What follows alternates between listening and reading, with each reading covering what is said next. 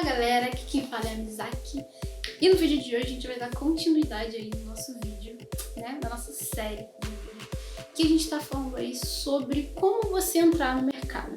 Então se você não assistiu o primeiro vídeo, vai estar aqui na descrição, beleza? E hoje nós vamos falar sobre a escolha do nicho, cara. Esse é um assunto muito legal. Você vai se aventurar aí na escolha do nicho que você deseja atuar. Por mais que as pessoas achem que seja o fim do mundo, não é bem assim. Então eu vou falar um pouquinho pra vocês aí da minha experiência ao longo desses 13 anos de carreira que eu tenho no design, tudo que eu passei e como foi o processo pra mim na escolha do nicho, que foi um processo bem longo e lento, tá? Mas pra você não vai precisar ser, porque eu vou falar aqui com algo legal que você pode aplicar aí pra você estar escolhendo o seu nicho, beleza? Então assim, como tudo começou na minha vida, tá? Em relação ao design. Então tudo tem um começo, tudo a gente dá um start inicial. Então comigo começou quando eu tinha 13 anos, tá? Eu descobri aí o design editando fotos e tudo mais. Na verdade comecei a descobrir o que era design, entre aspas, né? Porque o design não é só isso. Mas ali com meus 13 anos eu fui descobrindo Photoscape, aí quem é um pouco mais antigo deve conhecer, Photofiltre também, que eu utilizava muito. E eu fui me aventurando aí em editar e tal. E foi quando com 13 anos que eu falei, não, eu quero fazer um curso, eu quero aprender mais sobre isso. E eu fui fazer um curso. Mas não vou contar aqui, né, toda a minha trajetória. Tem um vídeo aqui no canal que eu falo, eu vou deixar ele linkado aqui também. Então, assim, basicamente, foi um início aí bem lento, que eu fui desenvolvendo, fui aprendendo a mexer no Photoshop. Na minha cabeça antes, mexer no Photoshop é ser designer. Teve toda essa experiência, tá? Como eu falei pra vocês no vídeo anterior, que ser designer não é mexer no Photoshop, tá? Photoshop é apenas uma ferramenta para o nosso trabalho, assim como qualquer outra, como eu poderia estar utilizando, como eu falei, Photoscape, etc. Tá? Claro que o Photoscape ele é um pouquinho inferior, mas é só um exemplo. Então o que eu quero dizer com isso aqui que eu tô falando? A ideia inicial é você buscar saber mais sobre design. Então antes de você escolher um nicho, você precisa saber, tá? Quais nichos existem, do que se trata design, tá? O que eu vou fazer? Eu quero ser um designer, mas o que eu vou solucionar? Você sabe o que um médico faz, mas se você, como design não era algo muito falado, hoje o pessoal provavelmente sabe bastante o que é design, mas ainda tem gente que não sabe. Então, você sabe o que um médico faz. Então, basicamente isso, você vai descobrir o que o designer faz, no caso. E o primeiro tópico que a gente vai falar aqui é tentar e errar. Tá? Você vai ter muitos erros no caminho, mas alguns erros podem ser evitados. Por isso eu estou gravando esses vídeos aqui, essa série para você. Então, nesse meio aí que você vai descobrir o design, você pode sim entrar num nicho que não é tão aquele que é ideal para você. Então vai ser mais tentativa e erro. Esse nicho aqui me corresponde bem ou não. Pode acontecer de você logo entrar no nicho e já ser super aquele que você vai se realizar como profissional, como pode não ser, como foi o meu caso. Eu comecei fazendo só coisas gráficas, fazia também logotipo, e hoje não é tanto assim a minha área, a questão de logotipo. Eu já gosto mais de fazer social media, faço sim a parte gráfica também, mas o meu foco principal é social media. Então eu fui aí me encontrando, tá? Mas você pode já inicialmente fazer esse scan, digamos assim, você passar pelos nichos e ver aí o que você se identifica, o que você não se identifica, procurar conversar com outros profissionais que fazem aquele nicho para você saber a fundo realmente o que você vai ter que fazer, o que você não vai fazer, para você ver se tem alguma incompatibilidade com o seu perfil ou não, beleza? Então assim, tornar um nicho totalmente viável para você vai depender totalmente do quanto ele atua ao seu favor. Ou seja, vou dar um exemplo. No meu caso, eu escolhi atuar no design digital, tá? Então assim, e o que eu tinha contra mim, tá? Eu era uma pessoa muito tímida, então assim, gravar esse vídeo aqui pra mim era tipo impensável, tá? Eu era também uma pessoa que não sabia nada de vendas, sabia zero vendas, total. E que eu sei que tem muito designer também que não entende bulhufas de vendas. E também eu não tinha uma estrutura para atender clientes. Então assim, eu não vivia de design, dirá de ter uma estrutura para atender cliente. Então, onde eu vi uma oportunidade? Na terceirização.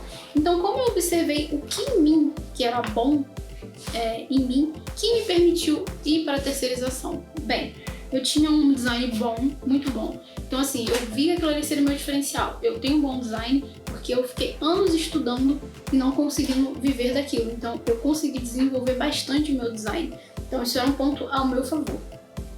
Eu tinha um portfólio, obviamente, como eu falei pra vocês no vídeo anterior, não deixe um portfólio mal acabado, pessoal.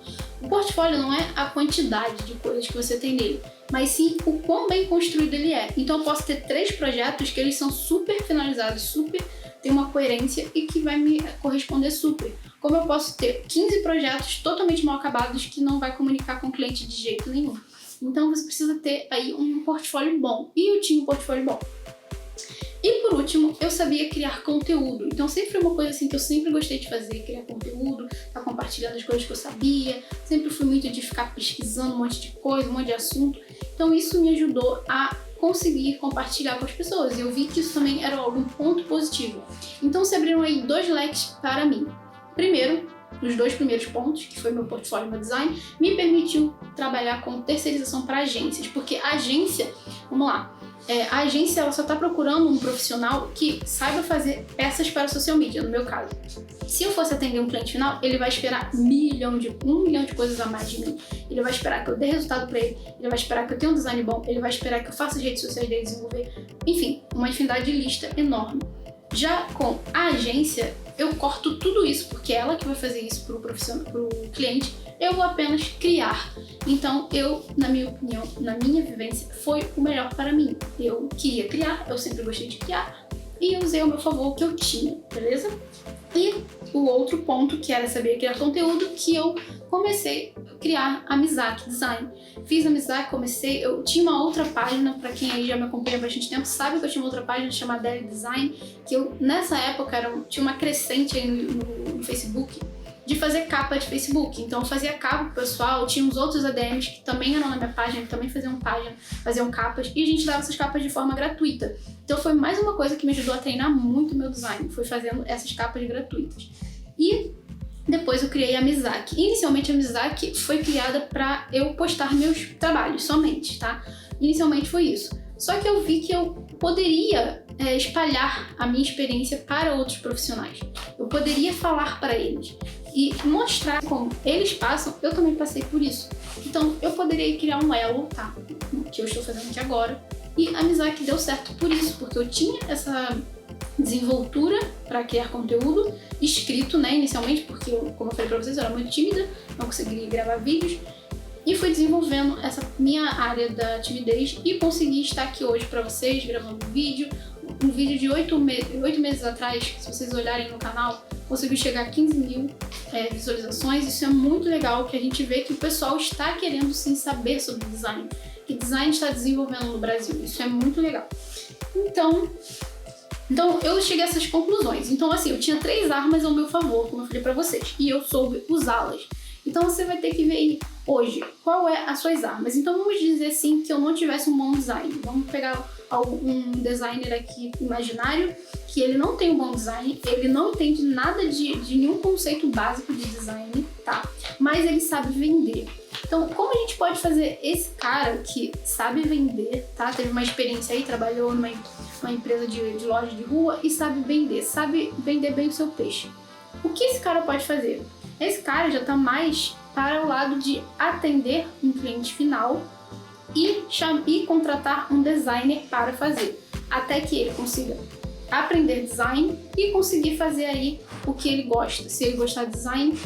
Mas tem aí esse meio dele conseguir, entre aspas, viver de design sem diretamente fazer design, entende?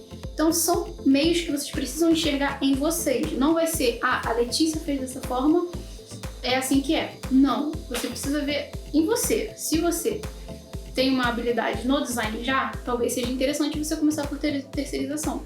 Se você não tem, você quer entrar na área, mas você tem aí um atrativo de saber vender, saber se comunicar bem, não tem vergonha, use isso a seu favor, não use isso como um empecilho, tá? Então é você anotar aí no papel o que você tem de bom e o que você tem de contra a você mesmo, tá? Então é muito importante fazer esse scan em você mesmo para você ter uma noção do que você consegue e do que você não consegue fazer, tá? Então, como eu falei para vocês, isso me ajudou a entrar no mercado de agências. E hoje eu atendo agências e eu gosto muito desse mercado. Então, uma coisa que é interessante é isso. Eu entrei nesse mercado, como eu falei para vocês, porque eu não tinha muita noção de venda, tinha timidez, etc. Porém, com o tempo, eu comecei a gostar desse mercado. E hoje eu não me vejo saindo dele tão cedo. Tem os seus lados contra também, claro, porque, por exemplo, eu estou ali representando uma empresa, então eu acabo que muitas vezes eu deixo de botar a minha empresa na frente para botar no meu cliente. Porém, ao mesmo tempo, eu não preciso de uma estrutura tão absurda para me conseguir vender. Então, eu acho que você vê isso aí. Como eu vou escolher meu nicho? Você tem que analisar a si mesmo. Então, a mensagem do vídeo é essa. Analise a sua realidade hoje. O que você consegue fazer hoje? Hoje você tem um certificado de curso ou você tem um certificado de faculdade? Use isso a seu favor. Você tem um computador bom? Use isso a seu favor. Enfim, você tem um site? Use isso a seu favor. Então veja quais caminhos você pode entrar, beleza? Então, galera, o vídeo de hoje é esse, tá? Eu queria falar um pouquinho pra vocês como é o processo de escolha do nicho, tá? Não é um processo simples, tão fácil, obviamente, porque vai depender aí de você fazer uma análise, você vê aí as oportunidades que tem nessa área, como eu falei pra vocês no vídeo anterior. Vocês precisam pesquisar, vocês precisam saber qual área vocês estão entrando. Vocês não podem simplesmente, gente, apareceu uma pessoa ali pra me fazer um logotipo, eu vou fazer Não, porque isso não é duradouro, isso é momentâneo. Então vocês precisam criar oportunidades. E quando eu digo criar oportunidades, é porque você vai usar aquilo que você tem para criar uma oportunidade. Você vai usar essa oportunidade para você viver de design.